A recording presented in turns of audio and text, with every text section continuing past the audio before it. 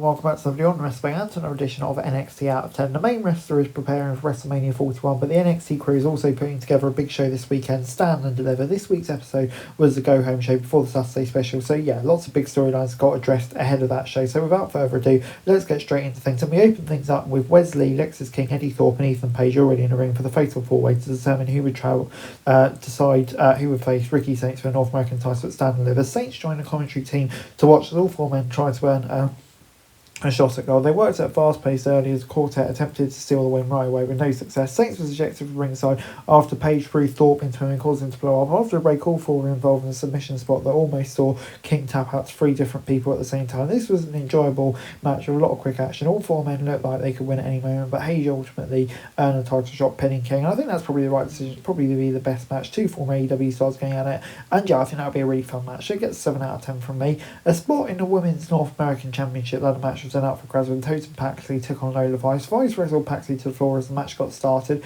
Gigi Dolan and the crowd were in Paxley's corner, but the kickboxer kept finding ways to ground her. Vice tried to chase her opponent under the ring, only to end up having her shoulder tanked into the apron. This allowed Paxley to take control as the show cut to the break. The second half of the contest had more intensity than the first, but there was something missing from the bout. It was a spot in the title match, but it didn't feel like it had the levels of urgency it needed. Vice got the win to earn her Stand and Deliver spot, and yeah, gets a 5 out of 10 for me. The match didn't really click for me. It's probably the right result to have Lola win, but yeah, unfortunately the match just didn't really click.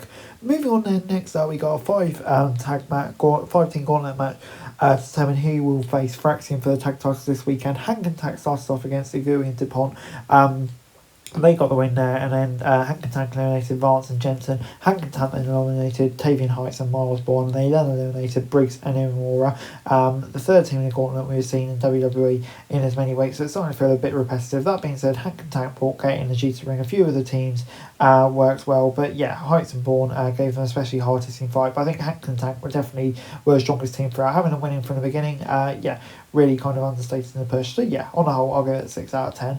The family were then in the parking lot for a fight with Darkseid, but Tony D was nowhere to be seen. A huge brawl broke out that between them all in the buildings they fought. Tony D eventually showed up with a crowbar and started cleaning house. Once Darkseid ran away, he ripped into Stacks for doing things without consulting him, teasing a potential breakup maybe. Before we got the North American ladder match qualifier with Carmen Petrovic taking on Thea Hale. The former Chase U standout came running to the ring in her first appearance since the Great American Bash. Hale was aggressive right out of the gate and scored the win about 5 minutes before the submission. The outcome wasn't surprising, it was how he got there. She was focusing more intensity and it's exactly where she needs to go for her character advance. So yeah, I think, it wasn't a great match or anything, not going to be memorable, but I think it's good early signs for the Hale character, and for me the right result. I'll give it a 5 out of 10.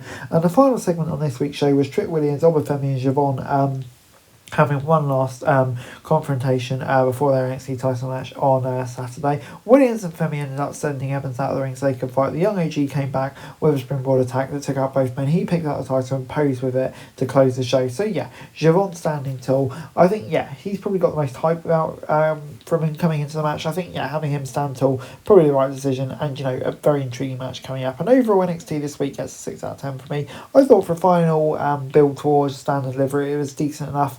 Got everything kind of we needed in there, built up towards the big match, completed the card. Maybe we would have liked seeing some of the number 1 contender matches a few weeks earlier to build some story, but it is what it is. From what we saw on this card, it was perfectly decent enough. So yeah, I'll give it a 6 out of 10. Hey guys, that's it for this video. Thanks very much for watching. Remember to like, share, subscribe, follow us on our socials, link in the description below for daily wrestling news, meme and content. Subscribe to our other channels on screen right now, that'd be greatly appreciated. Thanks very much for watching. Peace out.